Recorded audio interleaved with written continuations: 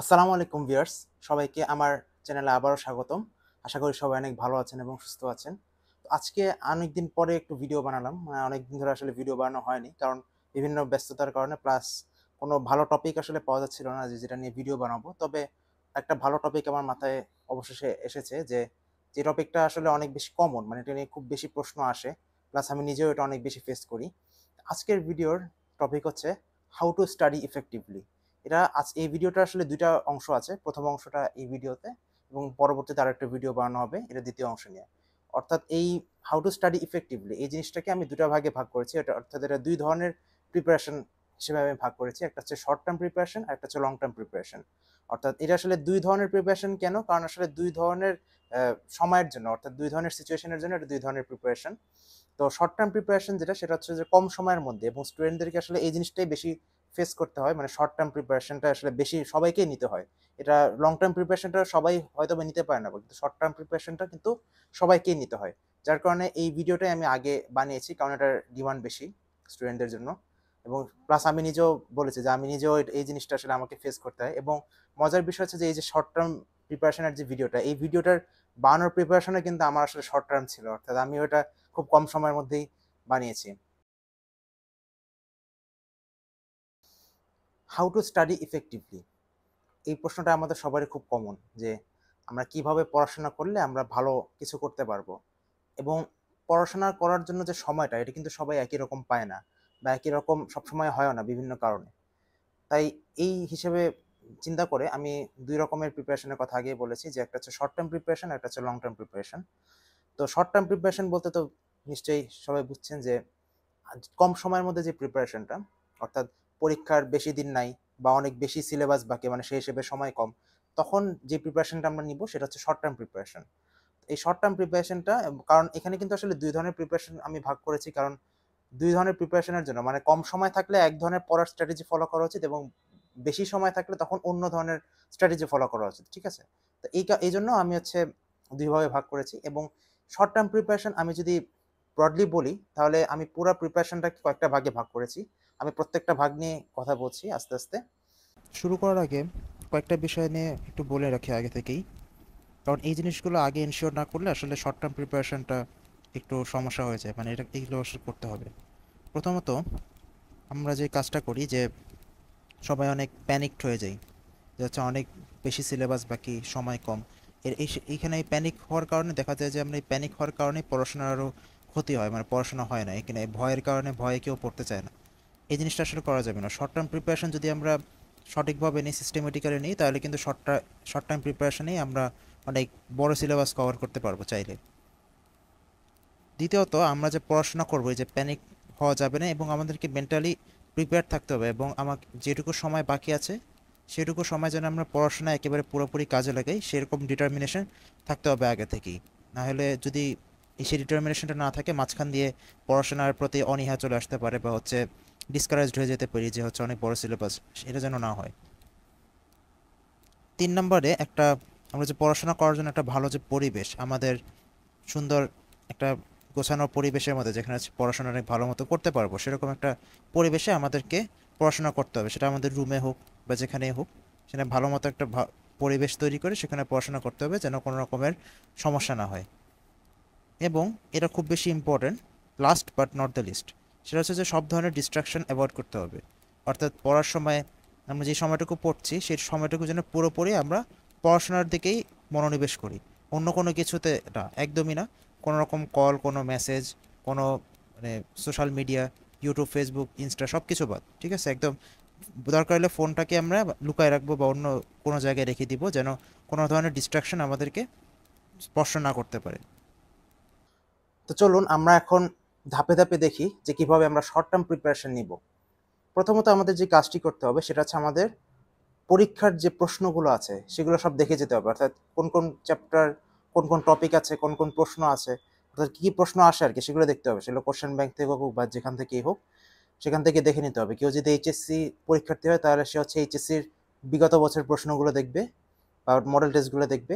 আর কেউ যদি অ্যাডমিশন পরীক্ষার্থী হয়, তাহলে সে অ্যাডমিশন কোশ্চেনগুলো দেখবে। এভাবে আর কি। অর্থাৎ কোশ্চেনগুলো যদি আমরা দেখি, তখন আমাদের মাথায় একটা ধারণা চলে আসবে যে কোন কোন টপিক থেকে কোশ্চেন বেশি আসছে, কোন কোন টপিকগুলো ইম্পর্টেন্ট, তখন আমরা সিলেক্টিভলি সেই টপিকগুলো পড়তে পারবো। যেহেতু আমাদের সময় কম, আমরা শর্ট টার্ম প্রিপারেশন নিচ্ছি, আমাদের কিন্তু সব কিছু পড়লে হবে না, মানে সব কিছু পড়ার মতো আমাদের সময়ও নেই এবং সব কিছু পড়ার দরকারও নেই।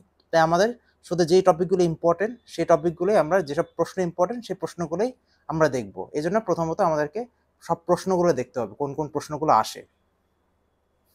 এরপর আমাদের দ্বিতীয় কাজ হচ্ছে, যেসব ইম্পর্টেন্ট টপিক আমরা বের করলাম, যেসব পরীক্ষার জন্য ইম্পর্টেন্ট, সেই জিনিসগুলো এখন আমরা পড়বো, সেটা হচ্ছে আমাদের কাজ।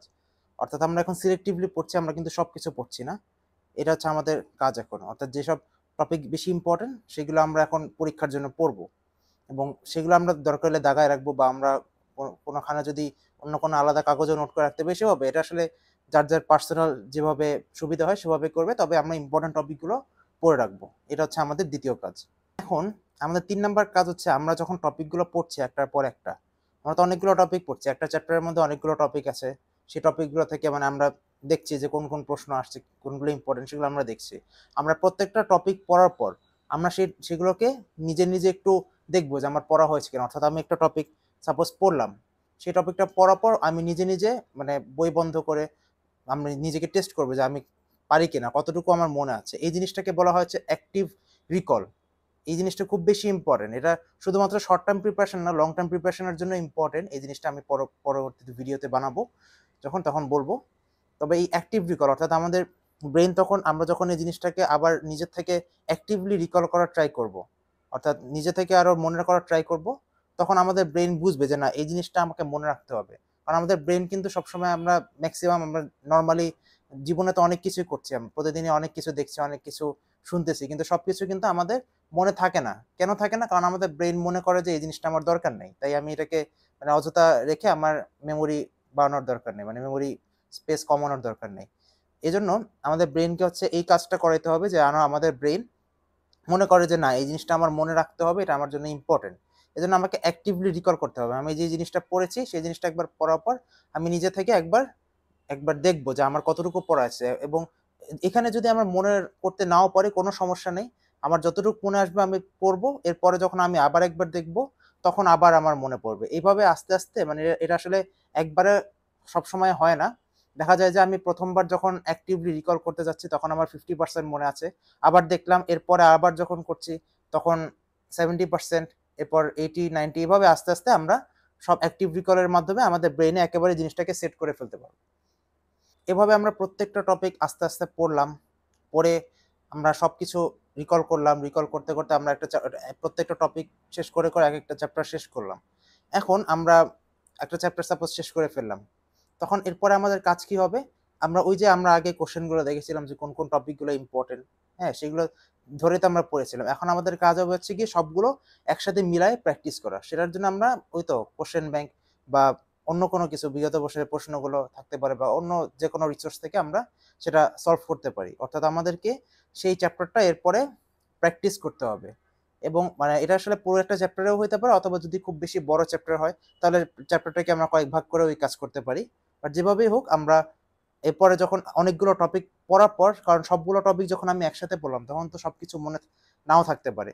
তাই সেই জিনিসটাকে, এটাও আসলে এক ধরনের অ্যাক্টিভ রিকলই হচ্ছে। আমরা যখন প্র্যাকটিস করছি, এটা যখন এমসিকিউ প্র্যাকটিস করছি বা হচ্ছে আমরা কোশ্চেনগুলো দেখছি যে কি কি কোশ্চেন এসেছে, তখন হচ্ছে কি আমি নিজে নিজে তখন ওগুলো আনসার করার ট্রাই করব যে কি আনসার হবে। তখন দেখবো যে আমাদের কতটুকু মনে আছে। এরপরেও যদি মনে করতে সমস্যা হয় তখন আমরা সেটা আবার যখন দেখবো তখন সেভাবেই এই যে অ্যাক্টিভ রিকলের যে সিস্টেমটা আমি আগে বলেছি সেরকম জিনিসটাই অনেকটা। জাস্ট আমরা এখন আগে হচ্ছে টপিক ওয়াইজ করেছি, এখন অনেকগুলো টপিক পড়ার পরে আমরা হচ্ছে একসাথে সেটা প্র্যাকটিস করছি। সেটা হচ্ছে আমরা প্রত্যেকটা টপিক ধরে ধরে প্র্যাকটিস করছি না, কিন্তু আমরা এই যে প্রশ্নগুলো এসেছে, আমরা আগে যে প্রশ্নগুলো দেখছি, আমরা দেখবো যে সেই প্রশ্নগুলো আমরা আনসার করতে পারতেছি কিনা। সেইটাই হচ্ছে আমরা এখন বলতেছি যে আমরা প্র্যাকটিস করব বা আমরা হচ্ছে সলভ করব কোশ্চেন, এটাই। আমাদের তো একটা চ্যাপ্টার আমরা সলভ করলাম, তারপরে এভাবে আমরা যতগুলো চ্যাপ্টার আছে একটা সাবজেক্টের আমরা সবগুলো সলভ করলাম। এভাবে সলভ করতে করতে আমাদের পুরা সাবজেক্টটা কমপ্লিট হয়ে গেল। এখন আমার যখন কমপ্লিট হয়ে গেল, এরপরে সাবজেক্টটা আমরা এরপরে আবার আমাদের আরেকটা কাজ করতে হবে, সেটা হচ্ছে যে আমাদের পুরো সাবজেক্টে আবার প্র্যাকটিস করতে হবে। অবশ্যই সেটাও এক ধরনের অ্যাক্টিভ রিকল, আগের মতোই। অ্যাক্টিভলি যখন আমি রিকল করলাম, তখন আবারও সেই জিনিসটা আমার ব্রেন আরও বেশি ইম্পর্টেন্ট ভাবলো যে না, এই জিনিসটা আমার আরও বেশি ইম্পর্টেন্ট, এরপরে এটা এবং প্র্যাকটিস করার সময় এরপরে যখন খেয়াল করবেন তখন দেখবেন যে আমাদের মানে কিছু করাও লাগছে না, আমাদের ব্রেন অটোমেটিকই যখন কোশ্চেন দেখেই আনসার বের করে ফেলতে পারতেছে বা আনসার বুঝতেছে যে কি হবে। এই জিনিসটা কিন্তু মানে অ্যাক্টিভলি যখন আমরা রিকল করবো তখন আস্তে আস্তে সেটা হয়ে যাবে। এখন আমাদের যখন সব পড়া শেষ হয়ে গেল, আমরা তো অনেক কিছু পড়লাম, এরপরে যে কাজটা করতে হবে, আমরা এই কাজটা অনেক সময় করার সময় থাকে বা অনেক সময় করার সময় থাকে না, সেটা হচ্ছে রিভিশন। আমরা সবসময় বলি যে রিভিশন করো, রিভিশন করো, পরীক্ষার আগে তো আমরা রিভাইজ করি বারবার, তাই না? তো এই জিনিসটা হচ্ছে যারা শর্ট টার্ম প্রিপারেশন নেয় তাদের হয়তো বা অনেক সময় বারবার রিভিশন করার সময় পাওয়া যায় না। তবে আমি যেটা নর্মালি করার ট্রাই করি বা আমিও অন্যদেরকে সাজেস্ট করি যে সবকিছু পড়ার পরে মানে আমি প্র্যাকটিস করলাম, আমি সবই করলাম, অ্যাক্টিভলি রিকল করলাম, সবকিছু করার পরে আমি বলি আমি মনে করি যে আরেকবার জাস্ট স্টার্ট থেকে একদম শেষ পর্যন্ত জাস্ট একবার চোখ বুলিয়ে যাবো, এটাই রিভিশন। যে যতটুকু সময় পাবে, কারো যদি আরো 2-3 বার রিভিশন করার সময় থাকে দেন দ্যাটস ভেরি গুড, সেও করতে পারে এই কাজ। কিন্তু অ্যাটলিস্ট রিভিশন দেওয়াটা তাহলে হচ্ছে সবগুলো টপিক একবার আরো একবার পড়া হয়ে গেল, এটা খুব বেশি ভালো হবে সেটা।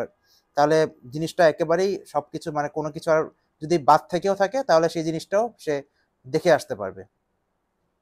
আমি মেইন স্টেপগুলো অলরেডি বলে ফেলেছি যে কি কি করতে হবে, তবে এর সাথে আরো একটা স্টেপ যোগ করা যায় যেটা সবসময় হয়তো বা সবার জন্য লাগে না, তবে অনেক সময় লাগে। বিশেষ করে এটা রিটেন পরীক্ষার চেয়ে ভাইবা পরীক্ষার জন্য বেশি লাগে বা প্র্যাকটিক্যাল পরীক্ষার জন্য বেশি লাগে। যেটা হচ্ছে যে ডেমো দেওয়া। আমি সহজ কথায় যেটা আমরা মেডিকেল যে টার্মটা ইউজ করি সেটা হচ্ছে ডেমো দেওয়া বা অন্যদেরকে বলা। এটা আসলে ডেমো দেওয়ার জন্য সবসময় অন্য কাউকেই থাকতে হবে তাও না, নিজেকেও নিজে ডেমো দেওয়া যায়। অর্থাৎ সহজ কথায় যে আমি কি কি পড়লাম সেটা আমি জাস্ট অন্য কাউকে বুঝাবো। হ্যাঁ, সেটা আমি নিজেকেও নিজে বুঝাইতে পারি, আর যদি অন্য কেউ থাকে, কোনো ফ্রেন্ড থাকে বা কোনো পার্টনার থাকে, তাহলে তাকেও করা যেতে পারে। এটা আর কি স্পেশালি ভাইবা পরীক্ষার জন্য বেশি ইম্পর্টেন্ট, যেখানে হচ্ছে আমার প্রেজেন্টেশনটা খুব বেশি ম্যাটার করে যে আমি কিভাবে বুঝাচ্ছি। মানে আমি হয়তো বা অনেক কিছু জানি, তবে আমি যখন ডেলিভার করব সেই ক্ষেত্রে অনেক সময় দেখা যায় যে অনেক অনেক ক্ষেত্রে মাথায় জিনিসটা আসে না। তো এই জড়তাটাকে কাটানো বা হচ্ছে একটা যে ভয় থাকে বা একটা যে ইনার্শিয়া থাকে, এই জিনিসটাকে কাটায় ওঠার জন্য মেইনলি এই জিনিসটা আমরা সহজ কথায় বলি ডেমো দেওয়া, বা আমি সহজ কথায় এটা আরেকভাবে বলা যায় যে অন্য কাউকে শিখানো বা অন্য কাউকে ডেমনস্ট্রেট করা এই জিনিসটাকে। হ্যাঁ, এটাই কিছু সম্পর্কে তো বলে ফেলেছি, এখন জাস্ট একবার রিভিউ দিচ্ছি যে কি কি সম্পর্কে বললাম। হ্যাঁ, মেইন পয়েন্টগুলো আর কি। প্রথমত আমাদেরকে যে কাজটা করতে হবে সেটা হচ্ছে যে গো থ্রু করতে হবে প্রথমে, যে কী কী টপিক আছে, কী কী কোশ্চেন থেকে প্রশ্ন আসে সেগুলো আমাদের দেখতে হবে। তারপর সেই অনুযায়ী আমরা পড়বো সেই টপিকগুলো, সেই চ্যাপ্টার থেকে সেই টপিকগুলো পড়বো, এবং প্রত্যেকটা টপিক পড়ার পর আমরা হচ্ছে সেটাকে অ্যাক্টিভলি রিকল করব। অর্থাৎ আমরা সেটাকে না দেখে যতটুকু সম্ভব হয় আমরা মনে করার ট্রাই করব, এবং মনে যতটুকু করতে পারবো ভালো, আর যতটুকু করতে পারবো না সেটা আমরা আবার দেখব। তারপর হ্যাঁ, আর এটা করে আমরা সবগুলো টপিক যখন হয়ে যাবে, একটা চ্যাপ্টার বা একটা চ্যাপ্টারের অংশ যখন হয়ে যাবে, অনেকগুলো টপিক একসাথে হওয়ার পরে আমরা সেগুলোর কোশ্চেন প্র্যাকটিস করব, এবং এটা পুরো চ্যাপ্টার হওয়ার পরেও করব, পুরো সাবজেক্ট হওয়ার পরেও করব। এবং এবং কোশ্চেন যখন প্র্যাকটিস করবে, কোশ্চেনগুলো প্র্যাকটিস করার পরে আমরা যে কাজটা করব সেটা হচ্ছে রিভাইজ দিব একবার যদি সময় থাকে। সেটা হচ্ছে আমরা পুরা জিনিসগুলো একবার আরেকবার দেখে যাব, পরীক্ষার আগে যদি সময় থাকে সেটা দেখব। এবং আরও যদি সময় থাকে তাহলে যে কাজটা করবো সেটা হচ্ছে যে অন্য কাউকে বুঝাবো বা ডেমনস্ট্রেট করবো, যেটাকে আমরা শর্ট ফর্মে ডেমো বলি। ডেমনস্ট্রেট করব অন্যদেরকে যে কি পড়লাম আমি, সেটা অন্য কেউ না থাকলে সেটা নিজে নিজেও করতে পারি। তবে এই কাজটা মেনলি লাগে হচ্ছে ভাইবা পরীক্ষার জন্য বা প্র্যাকটিক্যালের জন্য, যেখানে হচ্ছে আমার প্রেজেন্টেশনটা ম্যাটার করে, ঠিক আছে? এখানে রিটেন পরীক্ষার জন্য আসলে এই জিনিসটা দরকার পড়ে না তেমন, বাট অন্য ভাইবা পরীক্ষার ক্ষেত্রে বিশেষ করে এই জিনিসটা লাগে। তো এই ছিল আমার আজকের ভিডিও নিয়ে। ইনশাল্লাহ পরবর্তীতেও আমার এই ভিডিওর আরো একটা পার্ট যেটা আমি বলেছি যে লং টার্ম প্রিপারেশন নিয়ে, হ্যাঁ সেটা নিয়েও বানাবো। এবং আমি যে বললাম যে আমি শর্ট টার্ম প্রিপারেশনের ভিডিও কিন্তু শর্ট টার্ম প্রিপারেশন নিয়ে বানিয়েছি, কিন্তু লং টার্ম প্রিপারেশন এর ভিডিও নিয়ে বানাতে গেলে সেটার জন্য কিন্তু আমার লং টার্ম প্রিপারেশন লাগবে। অর্থাৎ আমি কিভাবে দীর্ঘ সময় ধরে পড়াশোনা করব সেটা নিয়েও আমি ইনশাল্লাহ পরবর্তীতে ভিডিও বানাবো। তো আশা করি আজকের ভিডিও সবার ভালো লেগেছে। যারা লাস্ট পর্যন্ত কষ্ট করে দেখেছেন সবাইকে অনেক অনেক ধন্যবাদ পুরো ভিডিওটা দেখার জন্য। অবশ্যই অবশ্যই আমার চ্যানেল সাবস্ক্রাইব করবেন এবং আমার সাথে থাকবেন। ইনশাল্লাহ আমি আরো এরকম ভিডিও বানানোর ট্রাই করব। ধন্যবাদ।